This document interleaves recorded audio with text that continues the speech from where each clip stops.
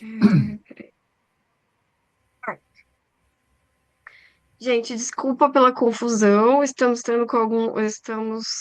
com algum problema aí de entrar. Nunca aconteceu isso antes, que para algumas pessoas está pedindo senha, e aí talvez por isso não tenha muitas pessoas ainda. A gente está esperando a Isabelle também, que é uma das convidadas para hoje, mas como já são 7h12, a gente já vai começando.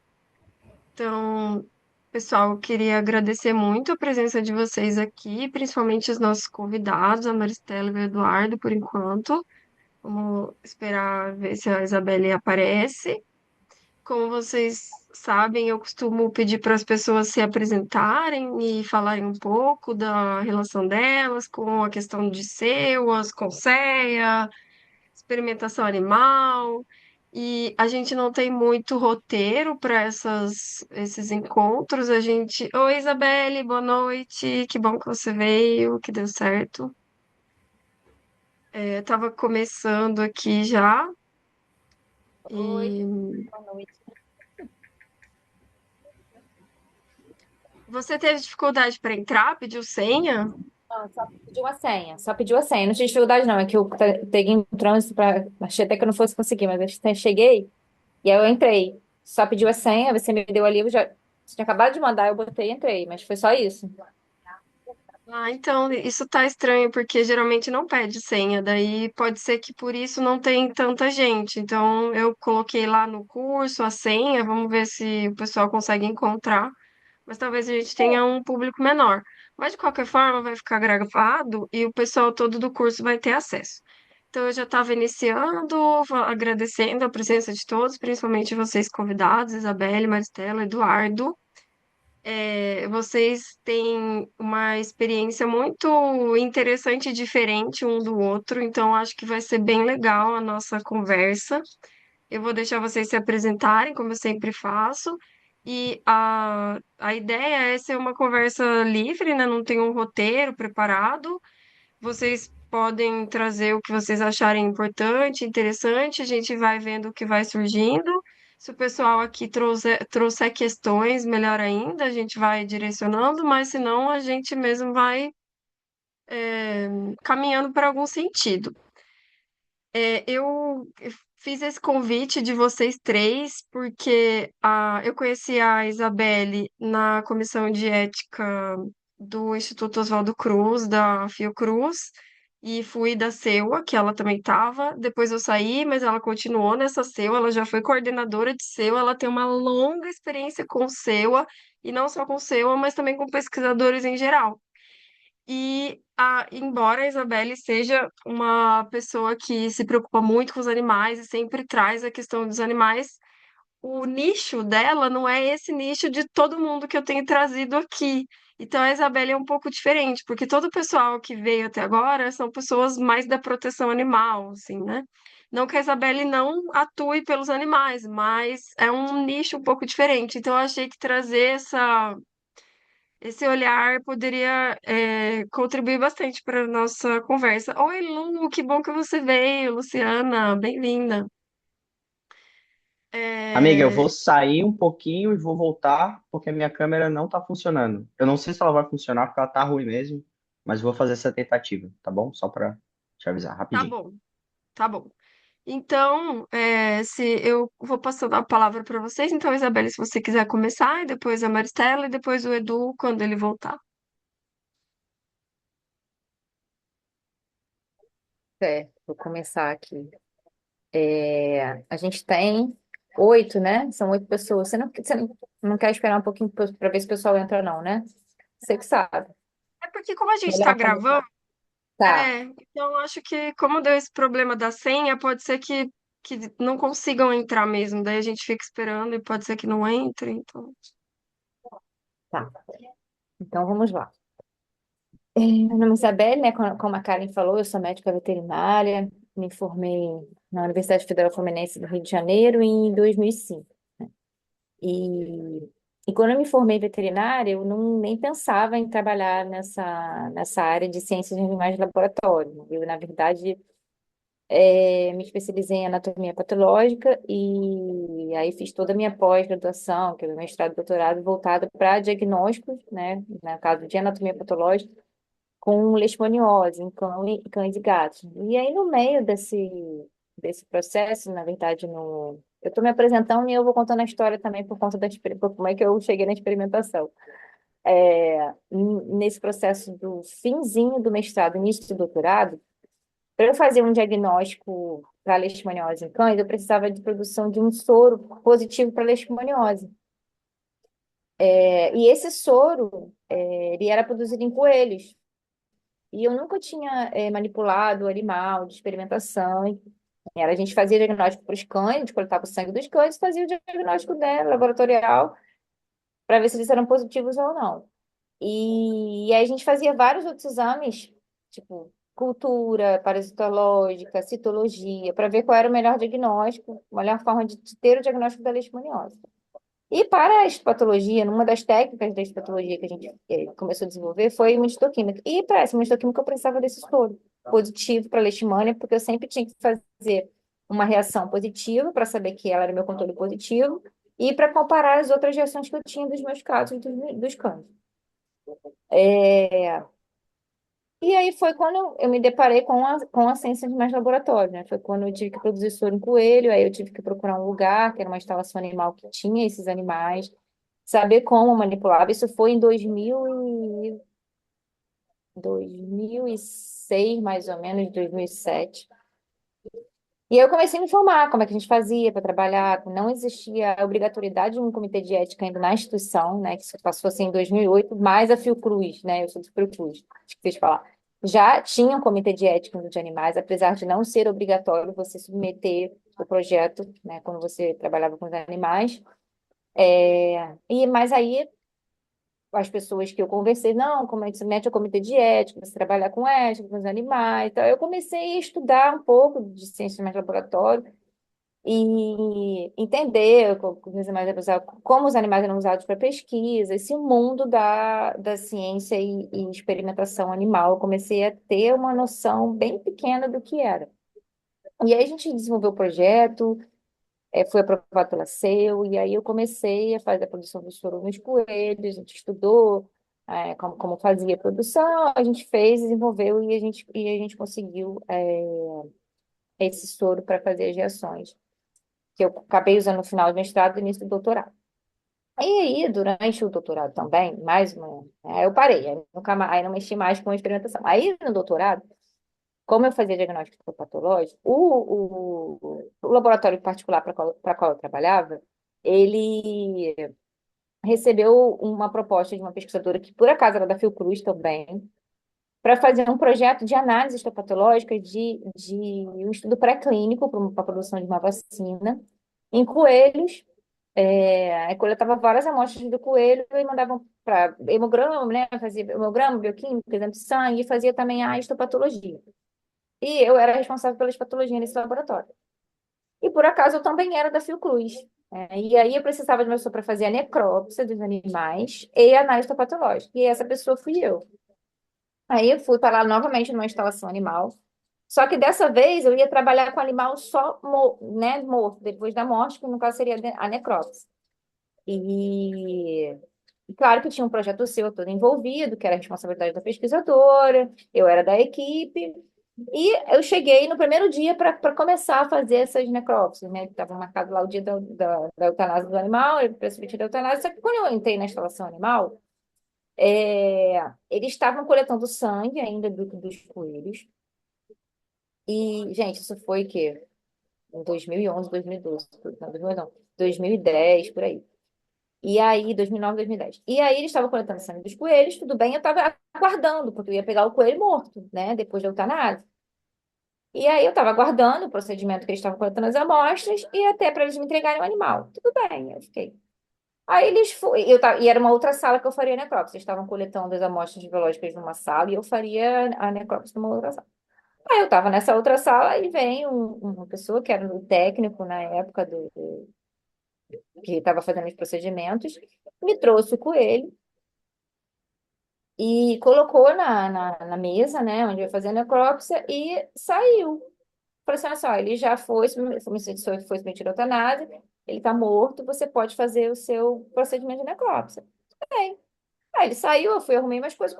Aí eu fui mexendo no animal. Quando eu olhei pro animal, o animal estava respirando. E eu conto essa história porque foi a história que me trouxe, me quis, fez com que eu fosse trabalhar nessa área, né? Isso, com mais vontade.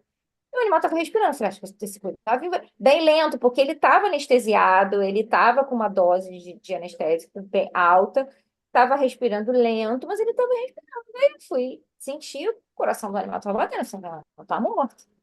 Aí eu saí da sala e fui lá comunicar, olha, esse animal não está morto. Aí veio o técnico que estava pegou o animal, aí ele pegou o coelho assim, deu uma sacudidinha no coelho e falou assim, ele está morto sim. Aí eu virei para ele e falei assim, não está morto não. E eu falei, olha, o coração dele tá batendo. Se você parar, deixar ele paradinho e você olhar, você vai ver que o tórax dele ainda tá movimentando, que ele tá fazendo movimento de respiração, e você ainda sente o coração. Aí eu peguei a mão dele e coloquei, né, para ele sentir. Ah, mas devia estar morto com a dose que a gente deu, não sei o que está acontecendo. O veterinário responsável não está aqui, era um veterinário para várias instalações, porque isso faz muito tempo, né? Isso é uma coisa que né, faz muito tempo. E, e aí eu comecei a olhar aquela situação e falei assim, meu Deus, o que que deve acontecer aqui, né? Eu estou aqui hoje, e se eu não tivesse, né? Se fosse outra pessoa, se fosse ele que fosse abrir o coelho. Então, assim, precisa de um veterinário para proteger esses animais que estão aqui. Eu comecei a pensar nisso. Aí eu fui procurar legislação, então comecei a ver que tinha uma responsabilidade técnica dessas instalações que trabalham com os animais para experimentação, que o veterinário ali está ali para manter o bem-estar do animal. E aí eu falei, olha, mais uma oportunidade. E eu comecei a estudar e eu podia até juntar essa questão da responsabilidade dos animais com a anatomia patológica, que você tem também, né, dentro de uma área de experimentação, você tem a coleta de biópsia, então eu podia juntar as duas coisas. E eu comecei a me interessar pela área, foi quando eu comecei a estudar e tentar fazer os concursos, né? E aí no concurso eu passei para Fiocruz para justamente trabalhar com um animal de experimentação, roedor e lagomorfo. Na verdade, o roedor lagomorfo foi a primeira instalação. E aí eu entrei nessa área de ciências animais de laboratório, mas com essa ideia, disse, olha, eu vou fazer com que esses animais tenham o máximo do bem-estar possível deles. Eu não quero que essas situações aconteçam, né? Mas isso aconteceu comigo aqui. Imagina se não tivesse aquele pensamento. E aí foi que eu comecei a estudar e trabalhar e sempre procurando artigos e estudos que fizessem com que todos os procedimentos fossem feitos da melhor forma para garantir mais o bem-estar do animal. E aí eu comecei, quando eu realmente entrei na Fiocruz em 2012, né, no concurso foi 2012, e, e aí eu comecei a ver que os pesquisadores, porque isso que a Karen falou, eu tenho o meu nicho é outro nicho, né, então os pesquisadores por mais que a gente já tivesse a Lei Arouca, que veio em 2008, que é a lei que traz a proteção dos animais em experimentação, né, ensino e pesquisa, é, não estavam muito, não tinham muita familiaridade com essa questão de manter o bem-estar do animal. Até porque isso era uma coisa recente. Ainda hoje eu acho um pouco recente, entre aspas, mas naquela época era mais recente ainda. As resoluções normativas do Conselho, que fazem com que a gente que seja obrigatório, né, ali manter o bem-estar animal, porque é uma legislação, uma resolução. Elas estavam em desenvolvimento, né? E então isso era uma dificuldade. Então eu comecei a ter atritos com pesquisadores, isso na minha instalação como responsável técnica, ainda antes de entrar na CEU. E eu comecei a ver a visão do pesquisador, porque quando eu falo pesquisador, é aluno de mestrado, doutorado e o próprio pesquisador. Então, eu comecei a ver a visão, que era uma visão muito antiga ainda, de que os animais praticamente eram tratados como se fossem um tubo de ensaio, algo de objeto, um objeto assim do laboratório. Eram raros os pesquisadores que se preocupavam com o bem-estar. Tinha, mas eram raros.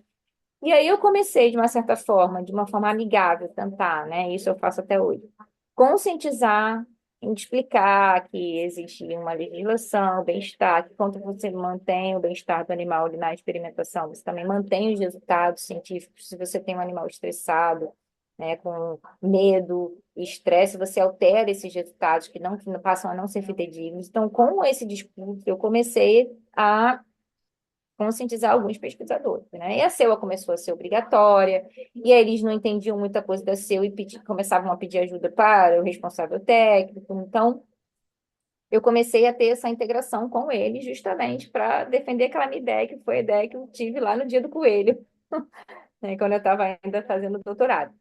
E fui passando os tempos, e em 2012, né? Em 2016,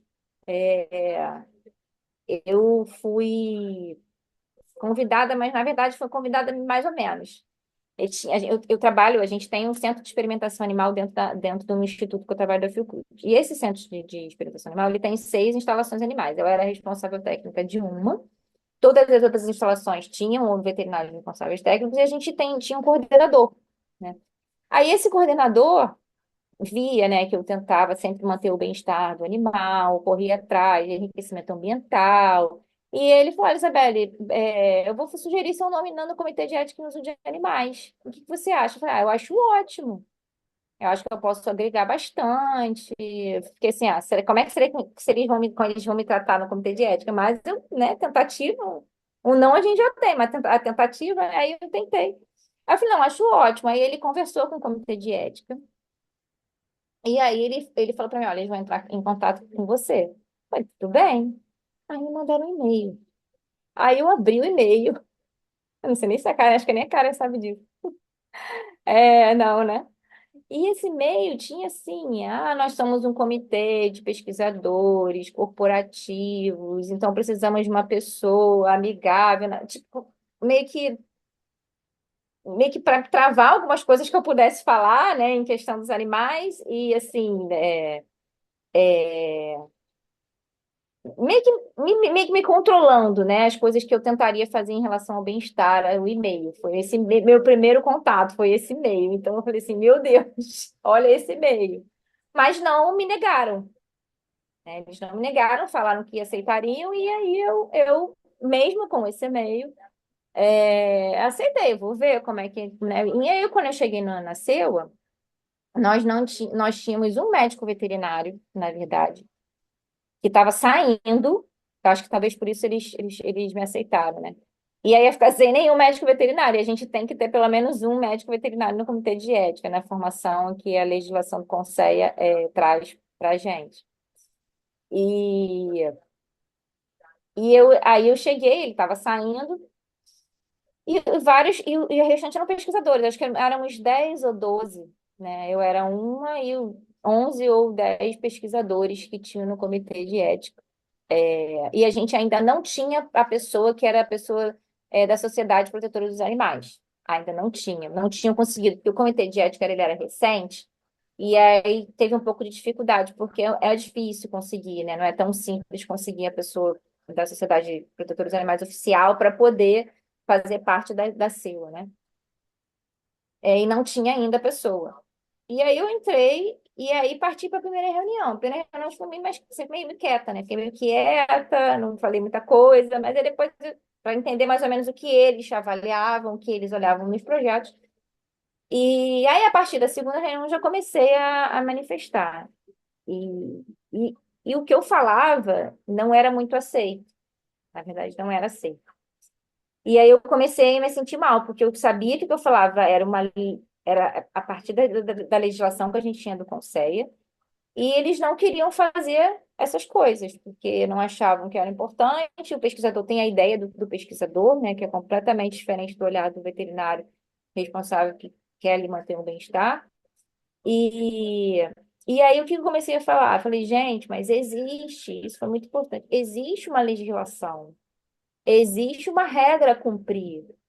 Aí muitos não sabiam que existia a legislação, as resoluções normativas do Conselho. E eu comecei a imprimia, né? Na época era impressão. Agora a gente não imprime mais nada. E levar aquilo comigo. Um negócio cheio de resolução que eu levava, aí falava: a quantidade de sangue que pode coletar. Eu falei: "Olha, tem aqui, é de acordo com essa resolução." Aí eles começaram a entender. E alguns pesquisadores mais acessíveis começaram a falar: "Olha, vamos fazer umas reuniões então para estudar essas legislações." Porque a Karen talvez tenha falado isso já, eu não sei. Para você ser do Comitê de Ética de Animais, Não tem nenhuma exigência, tipo, você tem que ter feito esse curso, você tem que ter... Não era isso, né? Nosso comitê não é, eu acredito que muitos não sejam também. Então, não tinha uma exigência, você precisa fazer esse curso, você tem que ter. Não. Então, a gente, aí, como a maioria dos pesquisadores começaram a entender e ver que aquilo realmente era uma obrigação, né, que era lei. E tem uma pessoa que assina, né, no comitê de ética, a pessoa assina que foi favorável ao que está escrito. Aí as pessoas começam até a ter um pouco de medo, né? Olha, vou fazer isso aqui está escrito, diferente do que está escrito, eu não vou fazer. Então, eu sempre me respaldava com o que estava escrito e eles começaram a ter isso e a gente começou a estudar as legislações.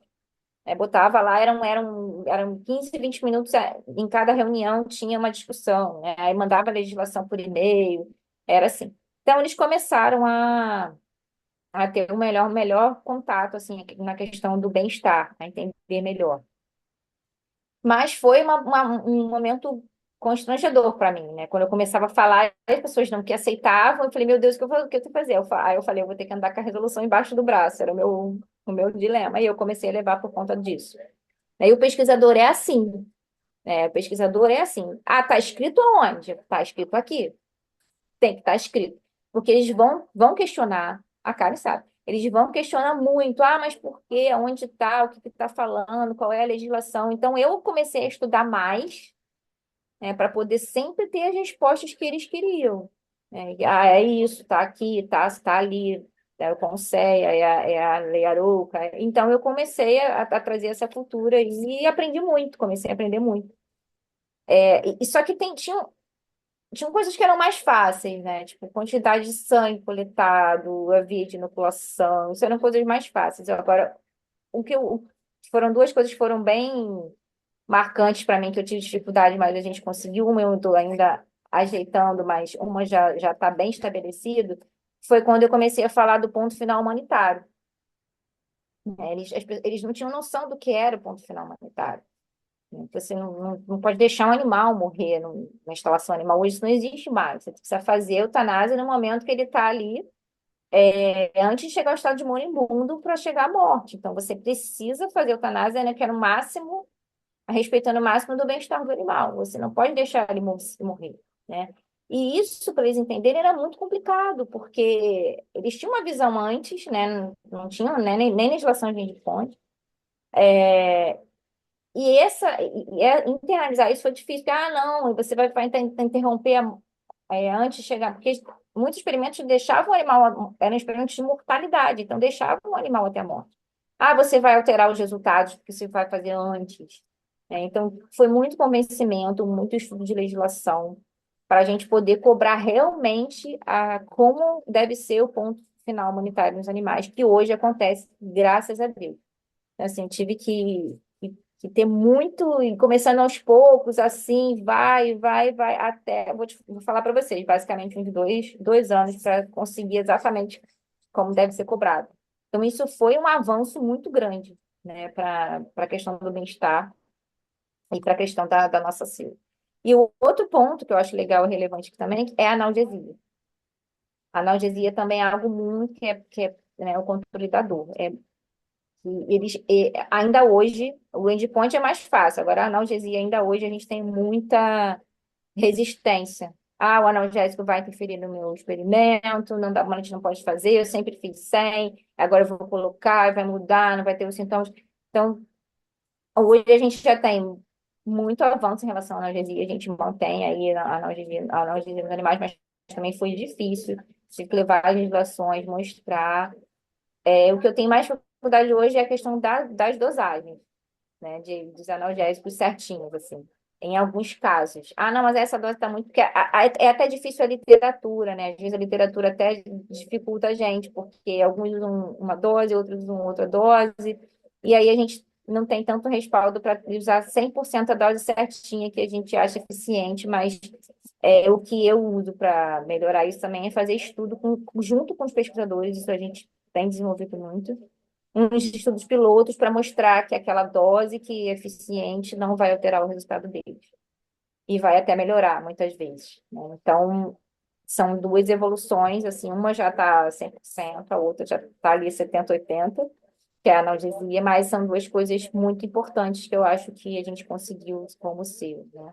E mais uma coisa é o nosso curso de manejo de ciências animais em laboratórios, que não existia, por conta das questões do CONSEC que passaram a exigir aí a capacitação das pessoas. Então, é, eu pensei em desenvolver o curso, aí a pessoa da CEU aceitou, então hoje a gente faz um curso anual de manejo de ciências de animais de laboratório, né, que eu trabalhando com bem-estar e legislação, de uma semana, 40 horas, a Karen sempre dá aula pra gente.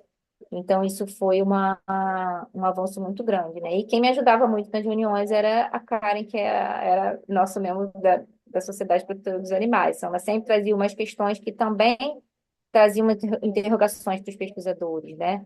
Então, esse trabalho em conjunto com esses questionamentos da Karen também ajudou muito a gente a desenvolver isso, né? Como seu. E acho que eu falei pra caramba. Acho que eu vou abrir aí a conversa para. Tem muita coisa ainda, mas eu acho que eles querem falar, então acho que eu vou passar aí a palavra para eles falarem. Aí foi ótimo, obrigada, Isabelle. Foi bom também que eu não sabia, né, como que começou assim, e foi É, legal para eu saber também. pois é. É legal que você teve bastante experiência com refinamento, né? Você tem muita experiência com refinamento e às vezes eu acho que, não sei se o Edu e a Maristela vão concordar, mas pelo menos para mim, eu fico tão focada na substituição, na coisa da substituição e muita coisa assim, eu discordo tanto que eu não consigo nem focar no refinamento. Só que na hora é o que eles escutam, né? E você contou de uma época que nem isso eles escutavam. Então eu achei bem interessante. É, eu vou passar para a Maristela, mas antes eu queria só dar um contexto. Quem me apresentou a Maristela foi o Elder Constantino da Humane World. Quer dizer, não me apresentou, né? Ele falou dela e sugeriu que o Fórum Animal indicasse ela para o Conselho. E nisso foi uma jornada, né, Maristela? Nós indicamos a Maristela uns 5 anos seguidos, uns 5 editais seguidos, porque a gente queria muito que ela entrasse. Porque vocês vão ver, né? Ela tem um perfil de super cientista, pesquisadora, e ao mesmo tempo também de proteção dos animais. Então a gente queria muito que desse certo, e deu certo agora. A Maristela está lá no Conceia, já iniciou muito de forma muito presente. E obrigada, Marcela, por ter aceitado. A Marcela também dá aula aqui no nosso curso, então, né, vocês, quem está aqui que é do curso já deve ter visto a aula dela no módulo 4. E muito obrigada, Marcela, pela sua presença, por estar aqui com a gente e conta um pouquinho da sua história também. Tá bom. Obrigada, Karen, pelo convite. É sempre um prazer falar sobre proteção animal e conhecer gente que está interessado nessas coisas, principalmente quem está ligado nas SEUAS, né, que é o grande gargalo, por assim dizer. Então, deixa eu contar, assim, talvez os pontos mais importantes, como que eu fui parar na onde eu tô hoje, né? Eu sou formada em medicina veterinária pela USP. Eu entrei na veterinária em 1990. O meu curso já tinha aula prática de biotério, aula teórica de biotério, de animais de experimentação, né? Então, já tinha uma certa preocupação na minha grade curricular com a questão de biotério e manejo desses animais, né? Eu fazia iniciação científica na imunologia.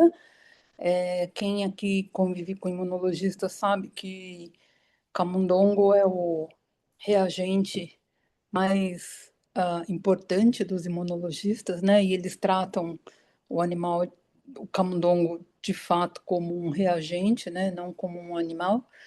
E então eu comecei meu treinamento científico fazendo experimentação em camundongo, né? Aí me formei na veterinária, fui fazer pós-graduação em outra universidade, na área de imunologia, né, e bioquímica. Era mais in vitro do que in vivo, na verdade, né? Eu já tinha uma certa resistência a fazer a experimentação, então a minha tese foi assim, com os animais muito contadinhos, né? Porque eu não queria usar bicho de jeito nenhum. E tem uma história interessante nesse meio do caminho, que foi, bom, isso tudo década de 90, né? Então, muito antes não tinha nem SEUA na época, né? Cada um fazia o que queria e pronto. Em 97, eu fui fazer sanduíche, doutorado sanduíche na Escócia. E no meu projeto estava previsto um único experimento com camundongos, que seria feito na Escócia. E no tempo que eu fiquei lá, logo que eu cheguei, o meu orientador lá falou assim: olha, não tem a menor chance da gente conseguir aprovação do Yakuc, né, que é o nome da CEUA em inglês. Não tem a menor chance da gente conseguir permissão para fazer esse experimento nos camundongos. Nós vamos ter que pensar num plano alternativo. E para mim tudo bem, assim, foi a primeira vez que eu ouvi falar em SEUA, né, numa coisa parecida com SEUA. No Brasil, ninguém falava disso. E várias vezes lá eu não podia entrar no prédio, porque os ativistas pró-animais, eles bloqueavam a entrada. Então eu chegava num prédio do laboratório e ficava trancada para o lado de fora junto com os ativistas, né? Eu e todo mundo mais. Então e inclusive na época que eu estava lá, teve um pesquisador que morreu porque os ativistas botaram uma bomba no carro dele. Ele trabalhava com macacos, né, com primata, fazia experimentação com primata. E aí explodiram o carro dele, tava ele e a bebezinha, né, a filhinha dele recém-nascida, dentro do carro, tal. Então tava um negócio assim muito polarizado na época, sabe? Tava todos os cientistas estavam assim muito mobilizados com o ativismo animal e tal. E para mim foi uma coisa assim que interessante, né? Olha, eu vim trabalhar e não me deixaram entrar por conta dos animais. E aí, acho que foi aí talvez que você começa a ver que interessante, né? Outros países têm uma legislação, outros países têm uma CEUA que controla o que pode ser feito, né? E no Brasil era tudo muito solto. Então, acho que foi uma experiência assim de sair do totalmente solto para ir para um outro lugar onde é totalmente regulado a ponto da gente não poder fazer e ter essa mobilização da população, assim, né, de ficar tomando conta, onde a Biotério tinha uma paranoia, né, não conta para ninguém. Se você sair num bar e alguém te perguntar, você não fala que trabalha com animal, porque coisa ruim pode acontecer e tal. Então tinha essa coisa meio paranoica e tal. E aí eu acabei tendo que, meu orientador lá acabou tendo que pagar as minhas despesas para eu ir até os Estados Unidos para fazer o experimento nos Estados Unidos. Então eu fui, passei 2 semanas lá, fiz o experimento, voltei para a Escócia, porque a gente não conseguiu a licença. Então foi uma experiência assim muito contrastante, né, com o que a gente tinha no Brasil.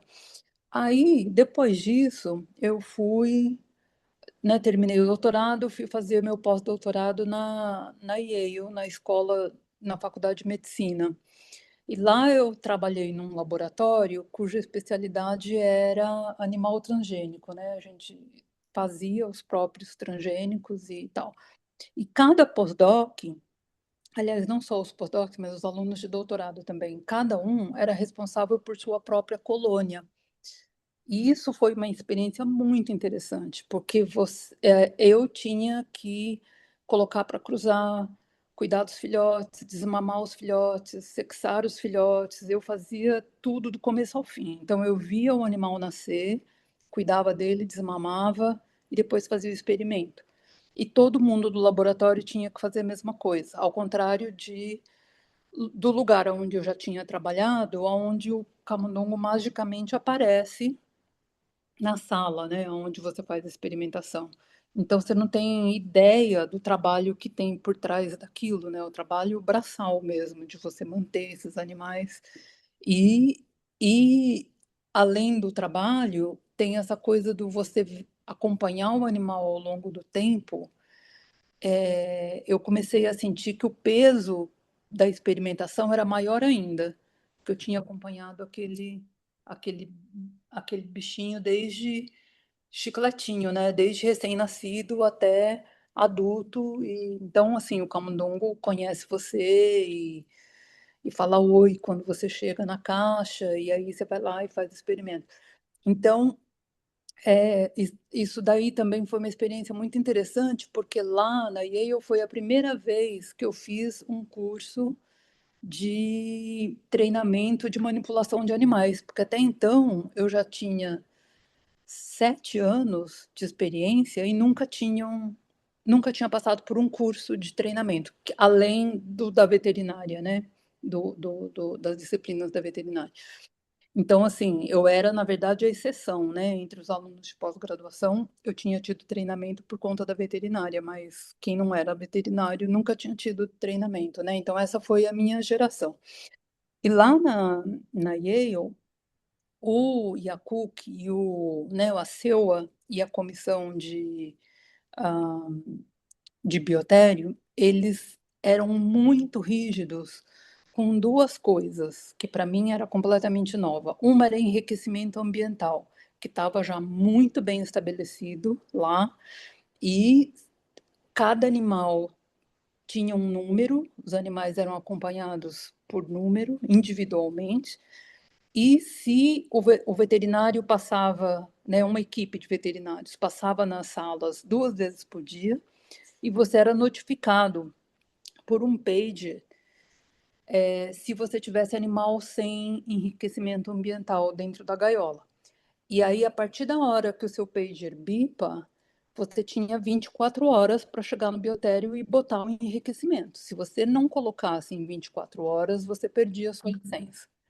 Então, isso era uma coisa muito interessante, que para mim, além de nova, era muito exigida, enquanto que, né, no Brasil era essa coisa muito solta. E uma outra coisa era a questão de analgesia e feridas. Então, assim, se o animal aparecesse uma brigaram dentro da caixa e um animal mordeu o outro, o veterinário notificava: o seu animal número tal está machucado. Eu deixei a pomada na frente da caixa.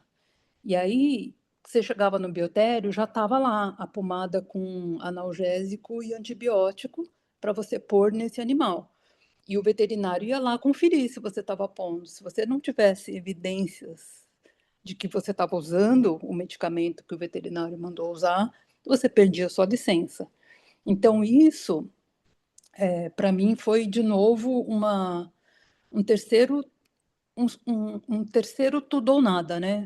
Do Brasil para uma situação de ativismo pró-animal que eu nem podia entrar no laboratório, para essa outra onde a experimentação acontece, mas com 20 pessoas tomando conta do que está acontecendo, né, com seu animal e tal.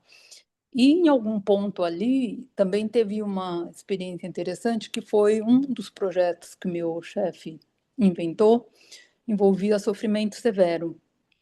E eu não queria fazer o projeto, a gente já estava. Não entrávamos em acordo, eu e o meu chefe. E aí eu tive a ideia, como eu era muito próxima do pessoal do Biotério, né? Eu falei assim: eu vou convencer o pessoal da CEOA a negar o projeto. Assim, eu estou livre desse projeto. E aí, quando eu fui conversar com eles, né, você tem que fazer uma entrevista quando é sofrimento severo. Então, eu cheguei lá, tinha uma mesona, todo mundo sentado na ponta da mesa e uma cadeira para mim na outra ponta. Então, assim, era um cenário desenhado para intimidar a pessoa que vem ser entrevistada. É um negócio assim, você tem certeza mesmo que você quer fazer isso que você está querendo fazer, né? É uma tentativa de convencer você a não fazer, né? A te intimidar para você desistir de fazer o que você quer fazer. Eu cheguei lá, sentei e falei assim, gente, olha, nega porque eu não quero fazer, não sei o que, não sei o que, não sei o que, não sei o que, não sei o que, não sei o que, eu já estou indo embora, nega, neguem, por favor. E aí eles me falaram assim, olha, a gente não pode negar, porque para negar, o argumento que a gente usa para negar sofrimento severo é dizer que a pessoa não tem experiência suficiente para reconhecer a dor no animal. né, o sofrimento no animal. E como você é formado em veterinária, a gente não tem esse argumento, a gente é obrigado a dar. E aí me deram e eu acabei tendo que fazer o projeto e fiz e fui embora do laboratório, porque para mim foi a última gota, assim. Aí, nesse meio tempo, eu voltei para o Brasil, né? Então era 2001, vim para a USP como docente, onde eu estou até hoje, no departamento de imuno. E logo que eu cheguei, eu entrei na CEUA. E eu achei que, assim, eu ia entrar na CEUA e ia conseguir implantar tudo que eu tinha visto fora, né? Enriquecimento ambiental e o veterinário tomando conta de todo mundo e bipando todo mundo porque está fazendo coisa errada. Eu falei assim, vou botar ordem nesse negócio aqui, né? Camundongo agora vai ser indivíduo. E dei super com os burros na água, né? Porque isso era pré-Arouca. Então, o que que a gente fazia na CEUA? A gente sentava na CEUA, aí pegava os projetos para analisar, e o cara falava assim: ah, eu vou tirar 3 ml de sangue de cada camundongo. Camundongo nem tem 3 ml de sangue para você tirar, né, seu tonto? Aí a gente não podia dar pau no projeto, tinha que escrever de volta educando a pessoa. Então, você tinha que escrever de volta usando as normas da CEUA do Canadá, que era o padrão do meu instituto, né, na época, e lá falava, né, você pode tirar X microlitros do camundongo se você vai manter ele vivo depois. Então, a gente tinha que falar, não, 3 ml você não pode tirar, você pode tirar X microlitros, de acordo com a regra tal, do manual tal. Aí o cara escrevia de volta, então no mês seguinte você chegava lá, estava o projeto de volta, corrigido, dizendo, eu vou tirar o tanto de microlitros que você falou que pode. E aí é um negócio que, assim, você sabe que o cara não vai fazer aquilo que ele está dizendo. Você sabe que ele precisa de sanguinar o camundongo inteiro, né? Mas se ele escreveu que ele vai tirar 50 microlitros, a gente era obrigado a aprovar. Então apareciam coisas do tipo, algum procedimento horroroso e eu vou fazer com anestesia inalatória. E aí você ficava assim, ele não vai fazer com anestesia inalatória porque o biotério onde ele trabalha não tem anestesia inalatória. Mas aí porque o cara escreveu que vai fazer a anestesia inalatória, você era obrigado a aprovar. E aí começaram mil confusões, né, entre eu e a CEUA, porque eu queria dar pau nessas coisas todas, e as pessoas estavam nessa vibe de que o papel da CEUA era educativo, era falar para as pessoas, isso não pode, aquilo pode. E se elas falam que elas vão fazer a coisa certa, você tem que dar o benefício da dúvida. E eu achei que eu estava ali só arrumando brigas e conseguindo avançar nada em nenhum dos aspectos que eu queria, né? Aí eu montei um curso de pós-graduação para os alunos da pós, que era de manipulação, né? Treinamento para manipulação dos animais e tal, e a gente passava um tempo importante do curso falando de enriquecimento ambiental e como que isso impacta como que o impacto do bem-estar do animal altera o resultado fisiológico da pesquisa, né? Então, é mais importante do que você ficar preocupado em, nossa, a analgesia vai atrapalhar o meu projeto. Não, a dor que o animal sente vai atrapalhar o seu projeto, não a analgesia, né? Então, assim, entre custo e benefício, se você está pensando só no projeto, você fazer analgesia é, é, é é melhor para o seu projeto, para a qualidade do seu dado, do que você deixar a dor acontecer, né? E aí eu consegui convencer a responsável técnica do Biotério na época a participar do curso, né, comigo. Ela participou e o curso foi bem legal, as pessoas gostaram e ela acabou adotando o curso. E esse curso foi crescendo, né, no Biotério e hoje tem o curso obrigatório, então todo mundo que entra, a iniciação, não sei o que lá, todo mundo tem que fazer um treinamentozinho, que não é lá muito profundo, mas pelo menos acho que coloca algumas barras, assim, sabe? Daqui você não pode passar, etc e tal. Mas eu saí da CEUA nessa época porque eu achei que era muito desgaste para mim, que era recém-chegada no instituto, né? Era muita briga para pouco progresso, né? E aí, na época, já se falava, né, que estava vindo alguma coisa do Congresso, ia ter lei para acontecer, e papapá, e o Arouca isso, o Arouca aquilo. E aí eu saí pensando, tá bom, quando essa lei Arouca for aprovada, eu volto.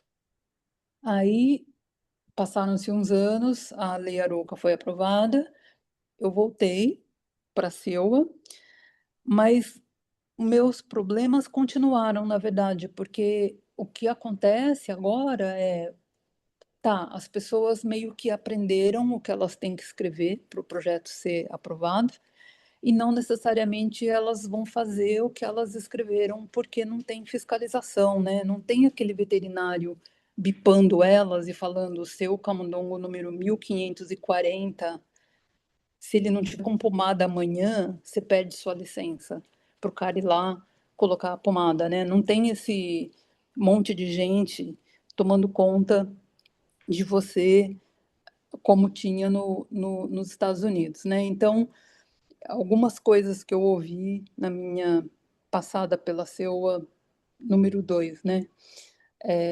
O papel da CEUA é encontrar brecha na legislação para que nossos colegas possam fazer os experimentos que eles querem fazer. Mas não é isso que eu estou fazendo aqui, né? Não é para isso que eu estou aqui. E aí você vai ver os representantes das sociedades protetoras, na verdade, é o filho da responsável técnica pelo biotério, né? Então ele fundou a própria ONG, que tem como membro ele próprio, e aí ele está ali como representante da sociedade protetora. E a única coisa que ele faz é ser um voto a mais, de acordo com o que as pessoas do biotério querem, e não necessariamente as pessoas do biotério querem o melhor para o animal, né? Então, não melhorou muito, na minha opinião. Eu acho que a gente está muito longe ainda do padrão europeu e norte-americano de experimentação. Eu acho que tem muita gente ainda na área de imuno, praticamente meu departamento inteiro trabalha com camundongos. Acho que eu devo ser, eu e mais uma outra, devemos ser os únicos laboratórios que não trabalham com camundongo. Por mais que tenha literatura dizendo a temperatura do biotério está errada, a alimentação do camundongo está errada, o enriquecimento ambiental está errado, está tudo errado na vida desse camundongo, e esse dado não presta para muita coisa, ainda tem muita negação, sabe? Eu acho que ainda os nossos colegas, a nossa comunidade é muito pequena, e acho que ainda é muito ligado ao ego do cara, sabe? É muito ligado se você chega para ele e fala assim, olha, você não pode fazer isso que você está fazendo com camundongo, ou com coelho, ou com sei lá quem. É como se você estivesse falando para ele, a sua pesquisa não presta para nada, pode parar. Para, porque não presta para nada. Então, a resposta que as pessoas têm não é uma resposta científica, não é uma resposta racional, não é pegar todos os artigos que mostraram que aquele modelo não presta para nada e pensar assim, bom, descobri que o meu modelo não presta para nada, tenho que fazer outra coisa da minha vida, vou mudar de área. E muda de área e pronto, né? Não, o que o cara faz é ignorar essa parte da literatura e continuar fazendo o que ele estava fazendo antes. E toda tentativa que você tem de conversar com as pessoas, de olha, esse modelo seu explode a Terceira Guerra Mundial, porque você está tratando de assuntos pessoais, né? A gente não está conversando de ciência, exato, é viés de confirmação. Então, Eu acho que a literatura está cheia de exemplos de modelos animais que não traduzem. Eu trabalhei um tempo com sepse em humanos e cavalos, né? Os cavalos são tão sensíveis quanto os humanos em sepse, e existem 300 maneiras de você reverter sepse em camundongo e rato, e nenhuma delas traduziu para humanos. E você publicar uma coisa dessa significa que um paciente humano que entrar num ensaio clínico, ao invés de receber um tratamento que a gente sabe que funciona, ele vai receber um tratamento que funcionou no camundongo e não vai funcionar nele, né? Então você, na verdade, tá matando umas pessoas quando você usa um modelo experimental que não traduz, né? Então, com isso, foi chegando num ponto que para mim não dava mais para fazer experimentação animal desse jeito. Isso foi por volta de 2005. Aí eu fui passando para humanos e para outros animais, animais pacientes. Então, sangue do cachorro, sangue do cavalo, sangue do gato, saliva, sei lá o quê. As mesmas amostras que eu teria de um paciente humano, são as amostras que eu tenho de um paciente animal. E a gente tenta fazer os projetos na espécie da pergunta. Então, se eu estou preocupada com sepse em cavalo, a gente vai fazer experimento em cavalo. Porque se não, se não tem efeito nenhum, não tem efeito nenhum. E pronto, né? Assim, não tem. A gente não envolve outras espécies na, no pântano das dúvidas, né? E aí, com isso, a coisa foi andando por esse caminho, e hoje a gente trabalha com animais domésticos e silvestres num modelo não invasivo, numa amostragem não invasiva que é completamente voluntária. O animal escolhe se ele quer doar a saliva para o projeto, se ele quiser, ele doa, se ele não quiser, ele não doa, se ele quiser doar várias vezes, ele doa várias vezes, se ele doou uma vez e não achou graça, ele não doa mais e pronto. E a gente tem que se virar, né? Então, eu sou muito a favor de dificultar a vida, porque eu acho que dificultando a vida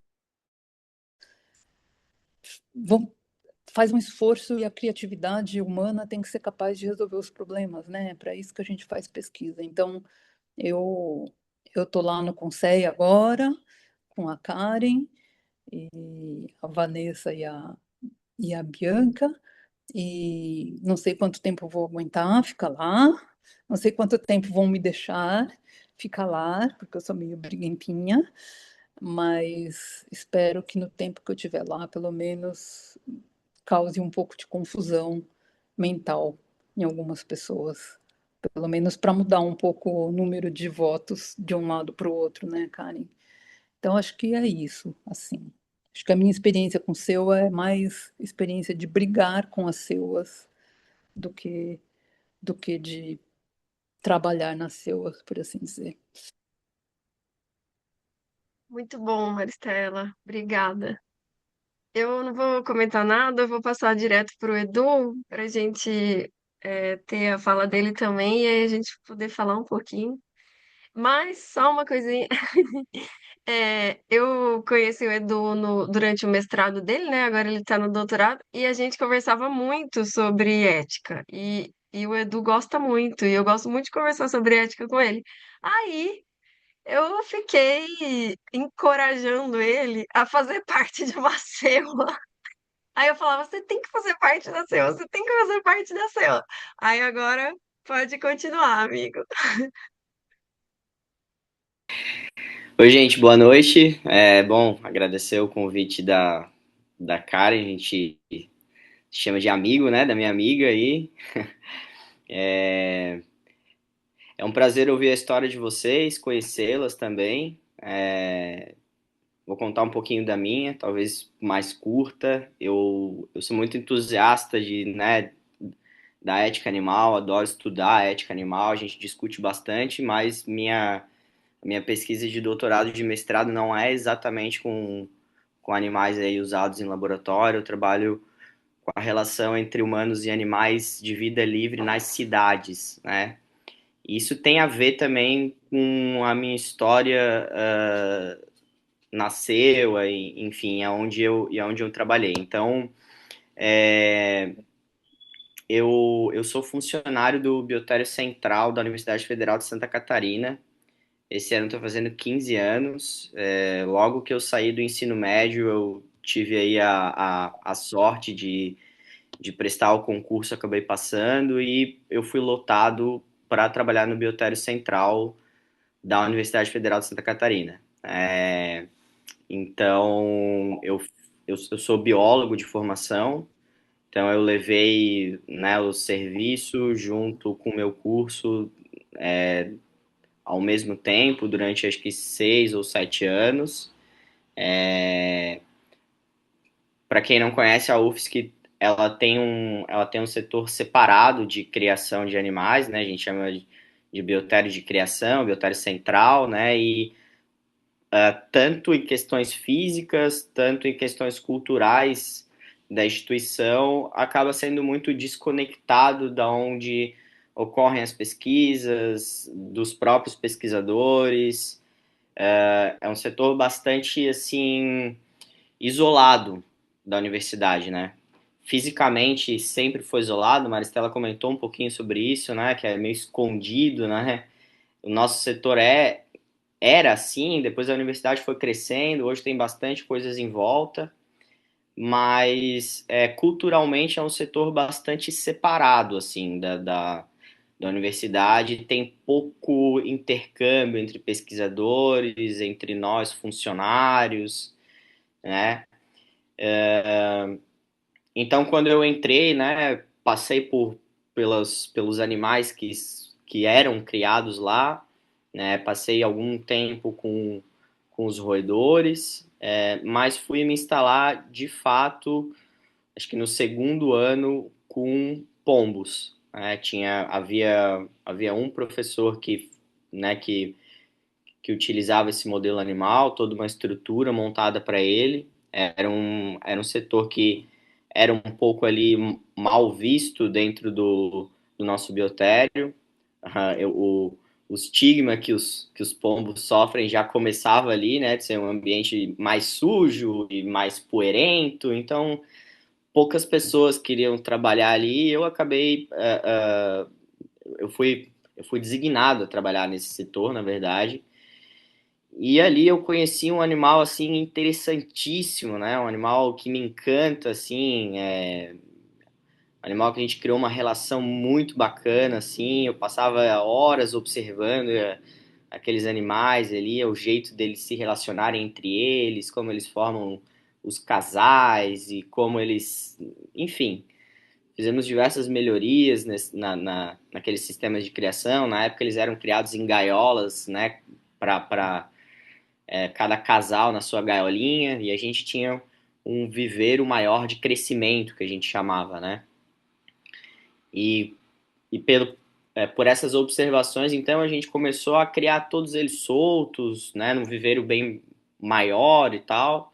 Então, a gente teve alguns avanços interessantes e é o animal que despertou a minha curiosidade e que até hoje eu trabalho com eles, mas com a relação que a gente desenvolve com eles nas cidades, né? Também bastante estigmatizados aí. Essa criação acabou, o professor acabou se aposentando, então esse modelo não é mais criado pela UFSC. Isso já faz aí uns bons 10 anos, quase isso. E a partir disso eu fui trabalhar com os cães, né? Com os cães Beagle, que a UFSC ainda mantinha esse modelo. E, e aí trabalhei até. Depois me afastei para o mestrado e novamente estou afastado, mas até para fazer o doutorado, né? Mas até o final dos meus dias trabalhando, trabalhei com os Beagles, né? Os Beagles, os cães, eles pararam de ser utilizados na UFSC por volta de 2011, 2012, mais ou menos, e a CEUA teve um papel bem importante, né, no fim da utilização desses animais na UFSC, com outros avanços também, enfim, tecnologia de substituição, enfim, então aquele conjunto de coisas, eu acabei pegando todo esse processo de paralisação do uso do modelo por diversos avanços, uma, um, uh, uma mudança de enfoque dos próprios pesquisadores, embora a gente não tenha ficado muito por dentro da parte de como isso aconteceu com eles, a gente viu pelo lado da criação, né?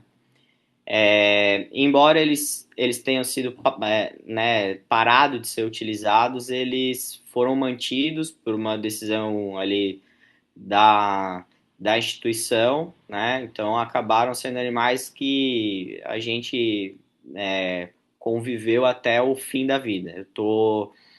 Eu tô com o último Beagle da UFSC aqui em casa. A gente trouxe ele faz alguns meses. Ele tem 14 anos e é o último remanescente dessa época que não existe mais. A estrutura também já tá abandonada e que bom que não vai mais existir, com os cães pelo menos, né? Então nesse momento o biotério central da UFSC cria ratos e camundongos apenas, né? Então, a minha história, assim, com animais de laboratório, ela é muito em função do meu trabalho, né, dessas funções, né, desde cedo, mas eu fui me encontrar com assuntos de ética animal foi em 2019, quando eu terminei a biologia, fica né, o que eu vou fazer a partir de agora, surgiu um curso de ética animal na UFSC, dado pelo professor Luciano Cunha, acho que alguns de vocês devem conhecer, e ali me abriu os olhos para diversas questões. Eu fui entender que a minha curiosidade eu sempre digo assim, eu amei fazer biologia, assim, né? Mas eu digo que eu era muito curioso pela vida, né? E eu procurava as minhas respostas na biologia e muitas delas eu não achei, né? E eu fui encontrar algumas dessas respostas na filosofia, né? Então, uma área que me encanta muito, assim, uma área que eu gosto muito de estudar e que foi despertada a partir desse curso. O Daniel tá falando, né? Eu acho que a gente fez junto esse curso, né, Daniel? O Daniel, aliás, em seu a UFSC, que ele tem uma experiência aí muito maior do que a minha, né? Mas eu acho que a gente fez junto, realmente. A gente fez junto. Então, a partir desse curso, eu comecei a me aproximar um pouco mais das comissões de ética. Quando eu entrei no serviço, para dizer bem a verdade, eu ouvia algumas pessoas conversarem sobre a CEUA, sobre comissão de ética, lá em 2011, início ainda, né? Mas eu achava uma coisa muito distante, assim, muito, né? Era muito novo e tal, eu achava uma coisa muito distante de mim, análise de protocolos, enfim, não tinha nenhuma experiência, afinidade com nada disso, né? Depois a gente vai amadurecendo, eu fiz esse curso de ética animal, a coisa foi amadurecendo, eu fui entendendo melhor como que funcionava as CEUAs, né? Eu não sei se isso é uma regra para todas, mas na UFSC é obrigatório um membro do biotério central, então a gente sempre teve uma cadeira na CEUA, né? Eu não sei se é algo nacional. Então eu via meus colegas, que eram os nossos representantes, conversando sobre temas, protocolos e tal, mas não, não achava que eu tinha capacidade nem condição de participar. Saí para fazer o mestrado, depois desse curso, né, que eu fiz com o professor Luciano Cunha, e bom, depois que eu saí para fazer o mestrado na UFPR com a professora Carla Molento, aí é um caminho sem volta, né? Um caminho sem volta. Daí comecei a conviver com a Karen, com outras pessoas que estudavam muitas questões de bem-estar e ética animal. E aquilo me encanta e me encantou de um jeito que ano passado eu retornei para fazer doutorado, né? Então, e aí, né? Nesse hiato entre mestrado e doutorado, eu fiquei 2 anos fora, né? eu resolvi entrar na CEO da UFSC. A gente estava sem representante, quem participa, acho que o Daniel conhece também, o Fernando ele teve vários mandatos e tal. O pessoal não costuma assim ser uma atividade que gosta muito, né? Que faz com muito prazer ali. A gente tem um perfil de funcionários que não é muito da área e tal, né? Então acaba sendo uma coisa meio difícil, tá sempre correndo atrás de representante.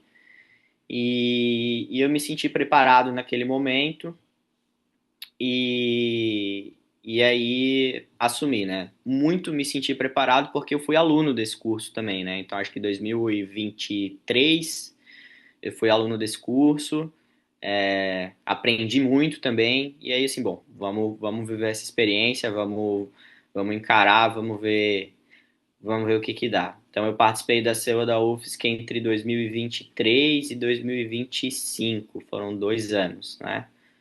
Uma experiência bastante intensa, talvez não é muito em termos de tempo, mas uma experiência bastante intensa, como é para todo mundo, né? Pelo relato da Maristela, da Isabelle, é desgastante, é intenso, rouba nosso sono, rouba nossa tranquilidade, né? E em 2025 eu tive claro, você vai se desgastando ao longo do tempo, mas aconteceu até um, um, um estopim de uma análise de protocolo que que eu achei muito fora do tom ali, né? E acabei resolvendo sair e digamos, essa raiva acabou sendo um motivador para voltar a estudar e para entrar no doutorado, né? Então a raiva às vezes ela não é tão boa de sentir, mas às vezes ela te estimula a procurar novos caminhos e foi o que aconteceu comigo, né? Então tive 2 anos de seua bastante desgastantes, né? E quem sabe um dia e a gente volte depois do doutorado, tá? Porque não sei se eu aguentaria acumular essas funções nesse momento. Então é isso mais ou menos a minha história também para encurtar um pouquinho. Até eu anotei algumas coisas aqui, vocês vão me corrigindo aí se eu não tiver certo. A Maristela falou sobre a relação das CEUs com os outros países, né, no Brasil e na Europa e tal. E esse estopim que eu saí na CEUA foi justamente um projeto de outro país, né, era na Argentina, que já tinha sido aprovado, havia um financiamento de intercâmbio para uma estudante fazer esse projeto na UFSC. E só que era um projeto absurdo, com vários erros e, né, um modelo bastante invasivo assim, e que acabou sendo meio que, sei lá, tratorado, não teve uma discussão que eu avaliei que foi adequada. E aí conversando, eu não cheguei a pesquisar sobre isso, confesso, mas conversando com alguns membros à época, me falaram que a Argentina não tem um CONSER, uma CEU estabelecida como o Brasil, né? E daí eu comecei a pensar, bom, o Brasil para os países da Europa e da América do Norte, talvez ele esteja como nós para a Argentina, digamos assim, né? De alguns avanços, né? Foi algo que me ocorreu, né? Mas é isso, vou deixar você conduzir a discussão aí, tem outras coisas que eu anotei aqui, mas a gente vai falando ao longo do tempo. Obrigada, Edu. É, nossa, vocês três são, assim, eu quero agradecer a vocês por estarem aqui e também por tudo que vocês fizeram e fazem pelos animais. Acho que a presença de vocês, né, não só nas CEUAs eventualmente, mas, né, na academia e trabalhando com o que vocês trabalham, ajuda muito. E acho que uma coisa que a gente enfrenta, assim, de dilema é aquela coisa assim, né? Tipo, participar da CEUA, de certa forma, é concordar com o que vai ser feito, né? É compactuar de alguma forma. E a gente sabe que para a CEUA se credenciar, ela precisa ter um representante da Sociedade Protetora dos Animais, por exemplo. Então, de alguma forma, estar participando está permitindo que a CEUA exista e que as pesquisas sejam feitas. Mas quando a Isabelle estava falando, eu pensei muito naquela história de tipo assim, se não for eu que estiver lá, vai ser outra pessoa muito pior.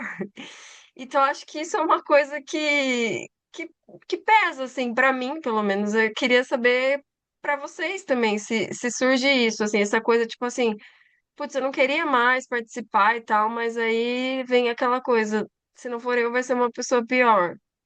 Mas também quero deixar vocês livres para comentarem o que vocês quiserem, assim.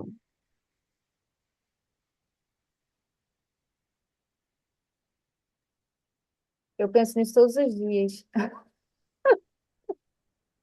Todos os dias. Quando a Maristela falou, que lá tinha um veterinário que tomava conta, eu faço isso, né? Eu sou uma RT chata. Então, eu tenho muito. Lá na instalação animal que eu sou responsável, nenhum pesquisador faz nada sozinho. Sempre tem alguém da minha equipe que foi treinada, que sabe do bem-estar, que tá junto. Eu não consigo estar em todos os momentos, mas assim, tem sempre alguém. Então, a nossa instalação animal ela é diferente dentro da instituição. Então, a gente tem uma represária porque ela é diferente, porque todos fazem de um jeito e vocês são de outro. E eu fico que nem uma louca também, por conta disso, né? O animal não vai poder mais ficar, tá sofrendo. Eu entro em contato, se eu não conseguir contato, eu faço eutanásia, porque a gente, como responsável técnico, a gente tem essa permissa de fazer. Então, eu sou essa louca, né? Eu e a minha equipe somos esses loucos que a gente tenta ali ter o maior cuidado possível, por mais que seja um experimento, e a gente vai falar e o animal não vai ficar daquele jeito, né? Mas eu tento fazer isso de uma forma bem parceira, amigável, para que a gente não tenha muitos atritos e eu não consiga mais, né? Então, isso às vezes me desgasta muito. Porque, gente, isso é absurdo. Como é que as pessoas estão vendo e não estão fazendo, sabe? É um troço absurdo. Mas aí você tem que respirar e ir lá conversar e falar isso, isso, isso, isso, isso. Então, a gente agora está pensando na acreditação da ALAC e a gente está todo um processo para isso, para justamente até justificar. Olha, a gente é diferente, a gente tem a acreditação do bem-estar, a gente é uma instalação que está pensando realmente, está né, fazendo da forma certa, e eu sempre jogo, né? Que na verdade é isso. Você mantendo o bem-estar mais próximo do 100%, você mantém os resultados fidedignos e aquela pesquisa de qualidade. Senão é o que a Maristela falou. Está fazendo pesquisa, está brincando de fazer pesquisa. Se você tem um animal estressado, você está brincando de fazer pesquisa. Então, o animal está sendo usado à toa e você não está tendo um resultado positivo, né? E por mais que eu tenha essa resistência, a gente tem conseguido desenvolver um trabalho legal. Então, a ideia é que a gente fique como um exemplo que as pessoas comecem a fazer. Porque se a gente for olhar lá a responsabilidade e as funções de um responsável técnico de uma instalação de animais de laboratório, né, no caso de roedores, locomorfos, mas para ensino e pesquisa, é, são várias atribuições importantíssimas, que muitos não fazem e deveriam fazer. Essa coisa do cuidado do animal, isso está escrito lá. Esse é um manual recente, 2022, mas está lá. Então, assim, é minha função. Não só cuidar dos animais, mas também das pessoas que trabalham com o animal ali, né, na minha equipe. Então, isso é. Só que, assim, não são todos os RTs que agem assim. A gente não tem uma fiscalização. Você vai ter que fazer, né? Isso não é fiscalizado. Mas, se a gente pegar o manual do RT de responsável técnico, está tudo lá tudo bonitinho, bem escrito. Então, assim, eu tento fazer o máximo do que tá ali. Então, eu sou a responsável técnica doida que tá lá realmente com a pomada, sou eu mesmo. Compro do meu bolso, não tá. É assim mesmo. Mas, enfim, eu queria que todos fossem assim, né? Eu acho que as CEUAs e os responsáveis técnicos ficam numa posição muito frágil pela falta de fiscalização, sabe? Então, assim, essa coisa de não ter fiscalização desde quando eu entrei na CEUA lá nos idos de 2002, para mim é um negócio que, assim, eu passou já tanto tempo, né? 24 anos já se passaram e eu ainda estou no mesmo lugar que em 2002, sabe? Se não tiver fiscalização, a CEUA não consegue trabalhar direito. E o RT é o cara que vai ficar ali brigando com todo mundo, e aí chega uma hora o cara entra em burnout por compaixão e pede demissão e vem alguém pior no lugar, né? Porque o cara não aguenta. Então, assim, eu acho que vamos ver, né? Lá, agora que eu vou começar a entender melhor como funciona o Conceia, eu estou bem curiosa para saber a temperatura da água ali para essa história da fiscalização, sabe? Porque sem fiscalização a CEUA brinca de regular e os caras continuam fazendo coisa errada. É muito complicado.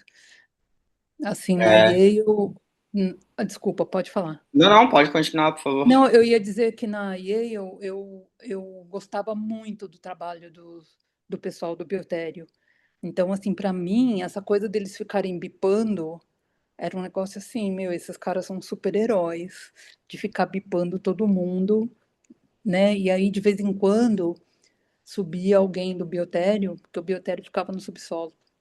Subia alguém, algum RT do biotério, subia lá no nosso andar e dava um chilique no corredor, assim, você via essas pessoas gritando, assim, sabe quando a pessoa já não aguenta mais?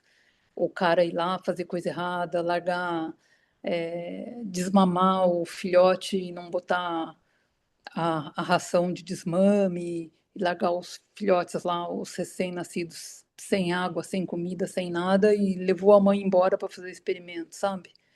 E aí, de vez em quando, aparecia um RT lá e dava uns gritos, e eu ficava olhando eles, ficava pensando assim, meu, esses caras, eles não vão viver muito tempo, sabe? É muito estressante. Porque acho que era eu que achava eles uns super-heróis. O resto do laboratório onde eu estava queriam todos eles mortos, assim. E eu lembrei É, de uma coisa de cachorro, Eduardo. O biotério lá, o setor de cães, tinha um programa onde as pessoas de dentro da universidade ou de fora da universidade vinham diariamente para levar os cachorros para passear para o lado de fora. Então todo mundo levava os cachorros tal e tinha um programa de adoção, né? A maior parte dos os coelhos, os cachorros eram todos adotados no final. Então eu tinha vários amigos que tinham cachorro com rim só, cachorro com meio pulmão, todo mundo faltando um pedaço por conta dos experimentos, né, que eles passavam, mas era bacana. é, Exatamente. a gente lutou um pouco para que essas adoções acontecessem, mas, enfim, é uma certa frustração, assim, né? O último deles está aqui com a gente porque não ia ficar sozinho lá, e, enfim, mas só por isso também.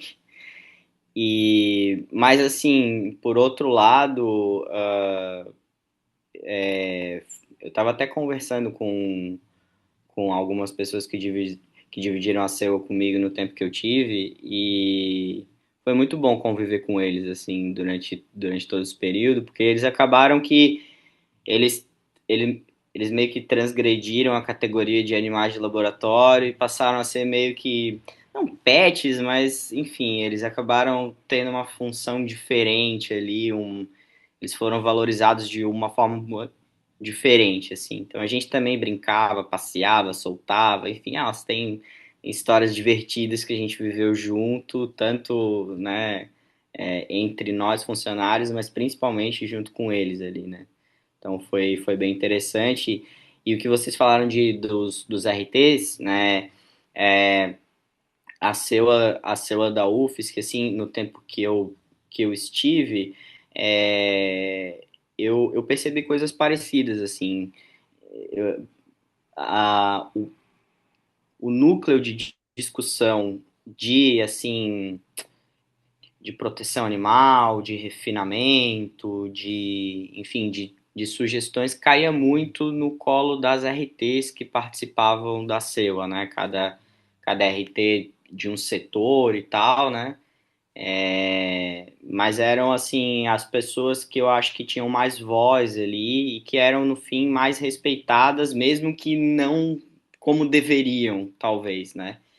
Mas eu de fora, né, não exercendo essa função, via que tem uma certa sobrecarga, tem um certo limite de abordagem, de uma pessoa que tu vai ter que no outro dia conviver e até, né, enfim, participar da pesquisa ou de alguma forma se relacionar para monitorar o animal. Então, eu vi assim, são pessoas que acabei desenvolvendo uma certa relação, eu vi essa sobrecarga. A gente chegou a fazer algumas visitas, assim, mas eram muito esparsas, assim, muito... Nesses 2 anos a gente fez, acho que 2 visitas, assim, 2 visitas em cada local, né, onde se cria animal, mas é muito pouco, não dá para ver nada, né, é uma visita rápida e você não consegue ver, avaliar, você não consegue tá bem por dentro do que acontece ali, né? Eu concordo totalmente, assim, falta braço para ser e tal, e E você não tem amparo legal para fazer não nada tem também, para. né? Então, assim, você vai lá, visita, vê o show de horrores e aí, né? Você não pode fazer nada. E são visitas marcadas muitas vezes, né? Então, o que É, acontece de pior, talvez tá tudo não. escondido no armário. Exato, É. né? Então não vai ter, né? Eu anotei uma coisa que a Isabelle passou, que eu queria dividir com vocês, que ela falou que o pesquisador ele quer o que está escrito, né? Isso é muito verdade, né?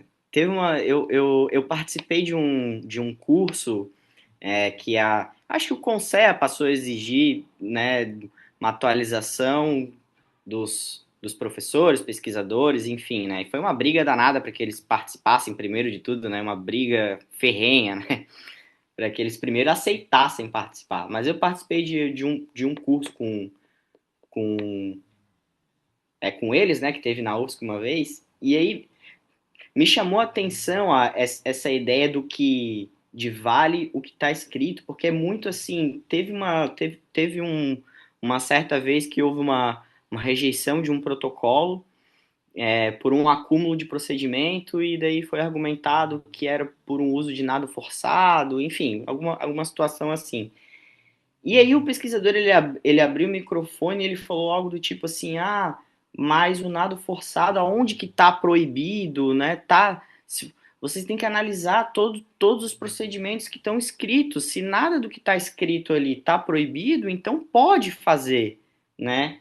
Quer dizer, eu não sei se é algo tipo voluntariamente um desentendimento voluntário ou se de fato é uma falta de entendimento que não é um acúmulo de procedimento que era super, né, era super invasivo o modelo, que não necessariamente que aquilo estava proibido, mas o contexto geral é que não estava sendo aprovado, né? Então isso me chamou a atenção também. Eu fiquei Muito curioso, interessante. Marcela, como é que você avalia o consentimento do animal? Porque também já li, né, diversas abordagens assim, mas fiquei curioso, como é que você avalia assim esse consentimento? A gente desenvolveu um equipamento onde a gente coloca um cheiro dentro, e esse cheiro vai ser espécie específico, né? Então aí o animal vem pelo cheiro, cheiro de doce, carne, sei lá, depende qual que é o animal. Aí ele vem atraído pelo cheiro e na face assim do equipamento tem um papel filtro e o cheiro está escondido atrás. Então aí ele lambe ou arranha esse papel, bate o focinho e aí a gente usa esse papel para fazer o PCR para patógenos ou para fazer sequenciamento para microbiota. Agora a gente está acertando o ELISA para fazer cortisol na saliva. E o animal decide, né, se ele quer ou se ele não quer, porque a gente põe lá Legal. na mata ou põe na gaiola, né, no box do gato. A gente trabalha com alguns gatos de abrigo, né, então tem os boxes individuais. A gente bota a caixinha lá e o animal decide, né, se ele quer, se ele não quer. Que Alguns legal. querem muito e comem o papel inteiro, e a gente sobra com nada, faz parte também, né? Então, e é interessante porque a estatística envolvida passa a ser diferente. Eu acho que isso talvez é um pouco de resistência dos pesquisadores também, porque a hora que você começa a tratar o camundongo ou o rato como indivíduo, e você começa a fazer esse tipo de coisa, de abordagem mais voluntária, tem animal que vai dar só metade do que você quer. Ele vai dar uma amostra e não vai dar duas. E aí a estatística desses dados é muito mais complexa do que quando você faz um negócio que você vai lá, sacrifica todo mundo e pronto, né? Você tem um grupo geneticamente homogêneo, com morte homogênea e tudo homogêneo, né? A estatística é muito simples, na verdade, né? Muito primária. Então, acho que isso eu vejo assim por mim, assim, meu grau de frustração hoje com análise de dados é muito maior do que 20 anos atrás. 20 anos atrás eu fazia análise de dados, sabe, como se nada tivesse acontecendo, era uma rotina. É a coisa que a gente faz quando termina o experimento. E agora não, agora eu tenho que ir atrás de um colega daqui, um colega dali, como é que faz isso, como é que faz não sei o que lá, e faz para mim porque eu não sei fazer, porque o grau de complexidade é muito maior. E outra coisa assim, por exemplo, nos gatos a gente está fazendo validação, né? Então a gente faz em paralelo. O gato lambe o papel, aí o veterinário do abrigo faz um suave oral e tira sangue. Então a gente tem o padrão ouro, que é o sangue, né, o suave oral e o papel, que é o voluntário. E tem gato que é semiferal, né? Vem da rua pro abrigo e para tirar sangue ou para fazer o suave tem que anestesiar o gato. Então eles não vão anestesiar o gato só para isso. Então esse gato a gente fica só com o papel e não tem as outras duas amostras. Então, isso, a análise vai ficando mais complexa. E isso é exatamente o que acontece quando a gente faz pesquisa com um paciente de UTI, por exemplo. A gente teve vários projetos com pacientes humanos de UTI, e quando troca a equipe de enfermagem, a amostra que ficou em cima da mesa pela equipe anterior vai parar no lixo pela próxima equipe, sabe? Então, o seu banco de amostras fica completamente esburacado, mas é a vida como a vida é, né? E a gente tem que dar um jeito de ser mais sofisticado nas análises, sei lá. Mas é isso, assim. Aliás, eu não sei na experiência de vocês, mas pelo menos na minha, assim, parece. Eu também não sou dos mais entendidos na área, mas a gente tinha muita dificuldade de avaliar questões estatísticas dos projetos, assim. E aí eu comecei a estudar um pouco para, né, tentar entender um pouquinho. E do pouquinho que eu entendi, eu percebi que é um ponto assim que é bem defasado entre quem propõe projeto ali, muito, muito, muito, muito erro básico assim, e se você pede para explicar, voltam explicações assim que não parece assim legal. Eu não sei, a gente acho que o ideal seria alguém da área para ajudar ali os membros, né? Porque nem todo mundo também tem esse conhecimento e tal. Mas era assim uma dificuldade, questões estatísticas, assim, tinha um pesquisador que sabia um pouco mais, ajudava, mas olha, eu acho que é um grande calcanhar de Aquiles, assim, porque a gente perde muito de reduzir o número de animal utilizado, assim, muito, muito mesmo. Não Eu sei se na experiência tenho, de vocês também. eu tenho duas experiências com isso. Uma, na minha CEOA pós-Arouca, uma das minhas bandeiras era exigir cálculo amostral. Então, todo projeto eu ficava batendo na mesma tecla. Ah, o cara não fez cálculo amostral, tem que exigir cálculo amostral. Tá, lá, lá, lá. E aí as pessoas da CEUA falavam assim: ah, mas ninguém sabe fazer. Você sabe fazer? Eu, assim, sei fazer e eu tenho um livro que ensina a fazer sem jargão, vou passar o capítulo. Aí fui lá, peguei o capítulo, passei para as pessoas da CEUA, tá aqui. Não tem uma fórmula. O cara explica como é que faz cálculo amostral sem usar fórmulas. Vai lá, não tem desculpa. Aí chega na reunião seguinte, eu não entendi aquele capítulo, eu não sei fazer cálculo amostral. Eu não posso exigir das pessoas se eu não sei fazer. Ai, caramba, sabe? Traz alguém que, né, arruma alguém que sabe ensinar e faz uma vez por mês uma aulinha de cálculo amostral, né, e faz todo mundo aprender. Então, esse foi um dos pontos assim de atrito com a CEUA. Inclusive tinha uma funcionária que era representante dos técnicos e ela falava assim: eu queria saber fazer cálculo amostral porque fazem 10 anos que eu estou aumentando o N de um experimento convencido de que o negócio não dá diferença. Aí alguém perguntou, mas quantos animais você já fez? 600 e não sei quantos. E não dá diferença estatística. E aí eu falei assim, mas não vai dar, né? Assim, 600 bichos, não deu diferença estatística? O que você está querendo ver não existe, né? Mas meu chefe não se convence. Então, é um negócio que, assim, esse projeto dos gatos, por exemplo, né? Quando eu escrevi o projeto, não tinha dado nenhum. Então, eu escrevi lá, e era uma financiadora que exige cálculo amostral. Então, eu escrevi lá, nós vamos fazer 100, mas, conforme a gente tiver os dados, a gente vai recalcular, para ver se precisa mesmo fazer 100. E não precisa, assim, deu 60 gatos, pronto, acabou, assim, a gente não precisa chegar a 100. E aí a segunda coisa que eu ia contar é que aqui no meu instituto, na USP, a gente montou um núcleo que chama NEPER, deixa eu pôr aqui no, no chat, NEPER, ICB USP, né? NEPER é Núcleo de Planejamento Experimental e Análise de Dados. E o que a gente faz nesse núcleo a gente fez uma parceria com a Faculdade de Estatística da USP.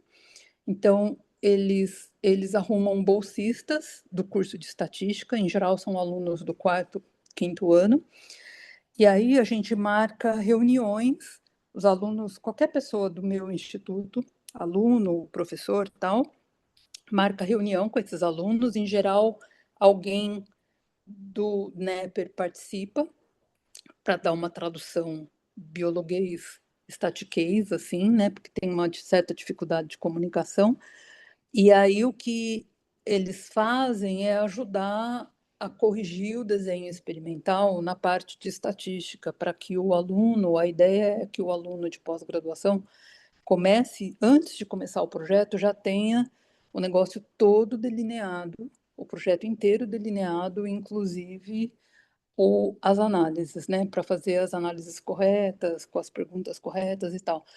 E é um show de horrores, assim, aparece um monte de projeto que os caras não sabem a pergunta do projeto, ou não tem pergunta, ou o planejamento é todo esburacado, não sabe fazer estatística A gente ou acaba nem suficiente.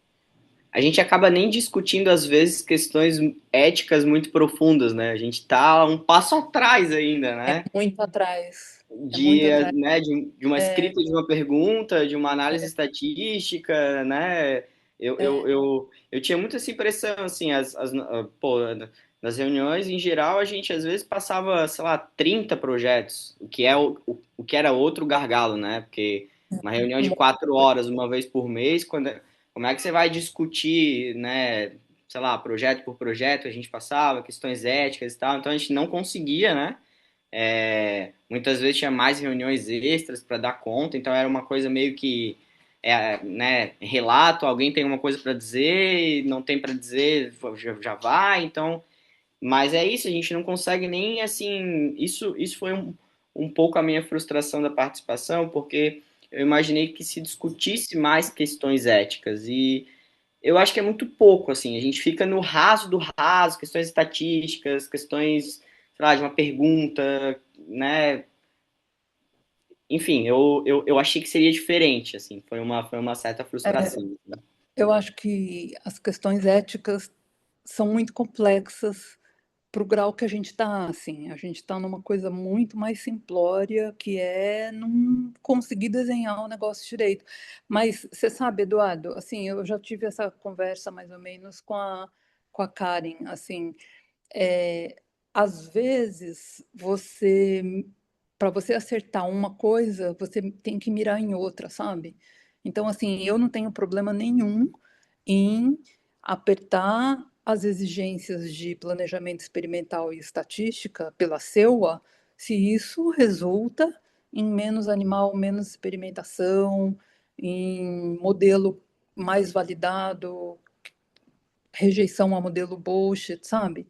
Então, assim, porque eu acho que isso é um pouco mais palpável para a população que a gente tem, assim. Eu acho que se você entrar em umas coisas de compromisso ético entre espécies, relacionamento interespécies, responsabilidade coletiva, blá blá blá, não, assim, sabe, não passa, não entra na bolha de algumas pessoas. Então, acho que, sei lá, pensando de uma maneira mais pragmática, para mim está tudo certo. Se a gente apertar a estatística e diminuir e isso resultar em menos animais, para mim tá bom.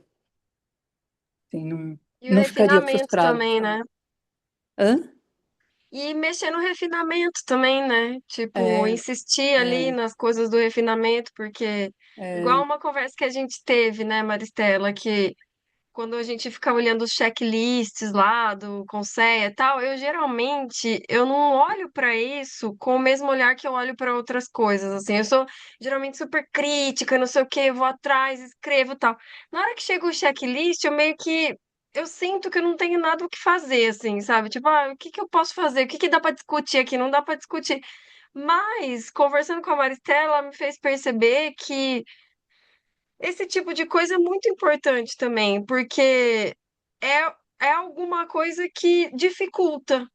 É mais uma coisa que pode dificultar aqueles que não têm estrutura nenhuma, ou aqueles que estão fazendo tudo é. errado, ou que não podia estar fazendo nada, né? Nem E devia eu estar acho que fazendo experimentação. sim, e essa coisa do refinamento também, né? Tipo, como eu tinha falado, às vezes é o que dá para falar, que nem na minha experiência nas CEUAS, eu sentia que coisas de refinamento eles ouvem, tipo, comentários, perguntas, questionamentos.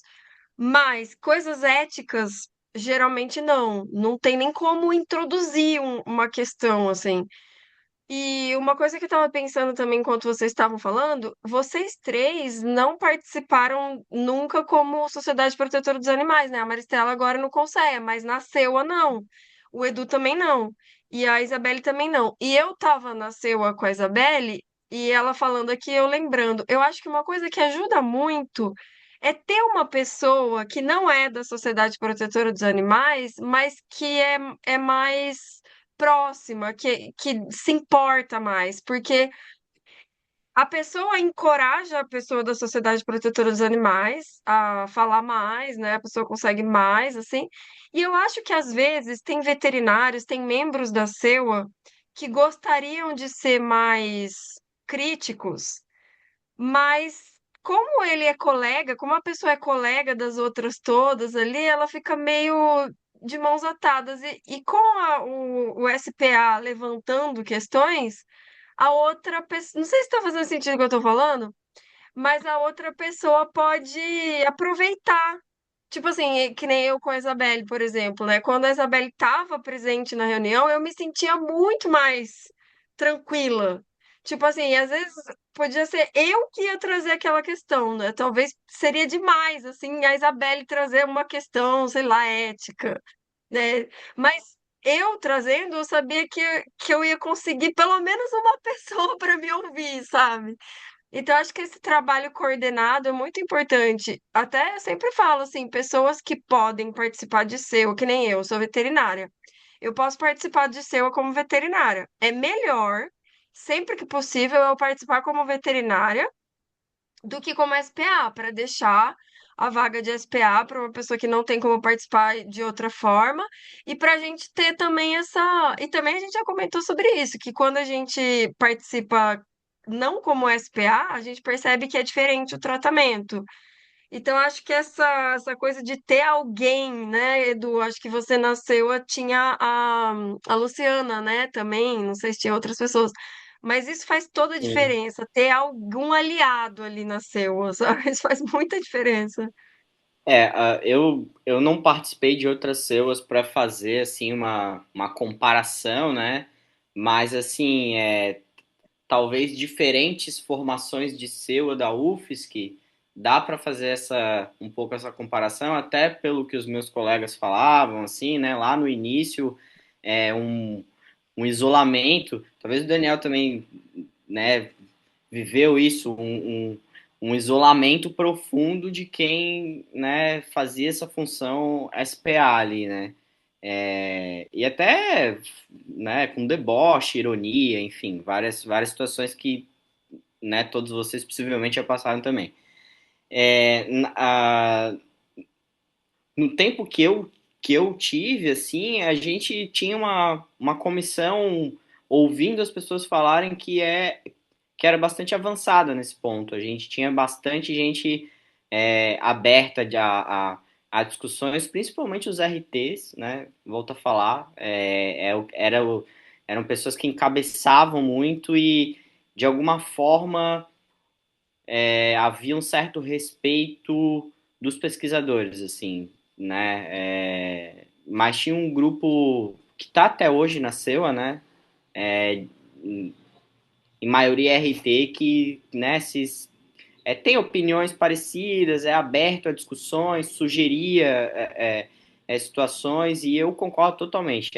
Essa, essa composição, digamos, política da CEUA, para mim, assim, o meu maior aprendizado na CEUA, claro, também as questões técnicas e tal, mas como essa questão política ela dita esse funcionamento, esse relacionamento, as questões técnicas, claro, elas são importantes, com certeza são, mas a questão política é tão ou mais importante, talvez, porque é, dependendo de quem faz o relato do protocolo, por exemplo, você vai para um caminho, vai para o outro.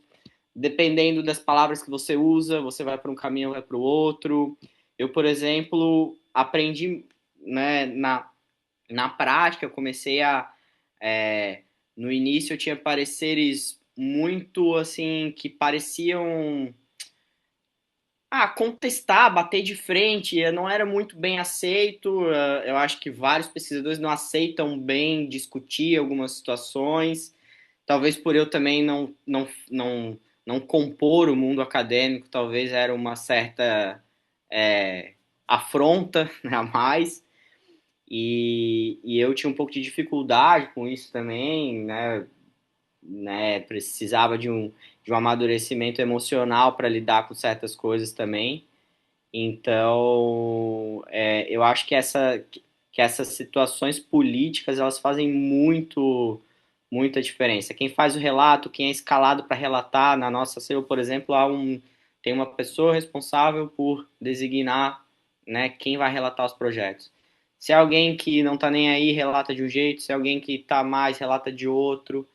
Então faz muita diferença, faz muita diferença. Quem é o presidente né, que coordena as discussões, que, né, para mim é uma coisa que assim, uma das coisas que eu mais aprendi, assim, que como faz diferença e como, assim, eu preciso me desenvolver com relação a isso para tentar atuar melhor e fazer um pouco mais diferença, porque, olha, eu acho que faz muita diferença. Muito bom, gente, muito legal. Desculpem por a gente ter passado tanto do horário. Obrigada pela presença de vocês. Foi muito bom conversar, muito legal que vocês têm experiências diferentes, mas parecidas também, né? De diversas formas, assim. Então foi muito legal mesmo. Obrigada. E é isso, estamos na sexta semana do curso. Começaremos a sétima já na semana que vem, que vai ser a última de conteúdo, então estamos perto do fim.